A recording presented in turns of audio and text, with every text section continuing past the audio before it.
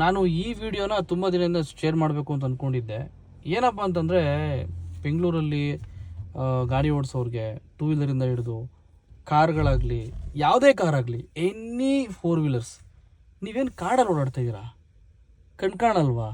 Street light ಇರುತ್ತೆ, ಸಿಗ್ನಲ್ಗಳಿರುತ್ತೆ, ಬೇರೆ ಗಾಡಿಗಳೆಲ್ಲ ಓಡಾಡೋದು ಅಷ್ಟು ನೀಟಾಗಿ ಕಾಣಿಸ್ತಿರುತ್ತೆ. ಬಟ್ ಸ್ಟಿಲ್ ಯಾಕೆ ಐ ವಿಮ್ ಹಾಕೋತೀರಾ? ಬುದ್ಧಿ ಇಲ್ವಾ? ಸ್ವಲ್ಪನೂ ಬುದ್ಧಿ ಇಲ್ವಾ? ಐ ವಿಮ್ ಹಾಕ್ತೀರಾ, ಡಿಮ್ ಮಾಡ್ತೀವಿ, ಇಳಿಸ್ರಪ್ಪ ಐ ವಿಮ್ನ ಸ್ವಲ್ಪ ಲೋ ವಿಮ್ಗೆ ಹಾಕೊಳ್ಳಿ.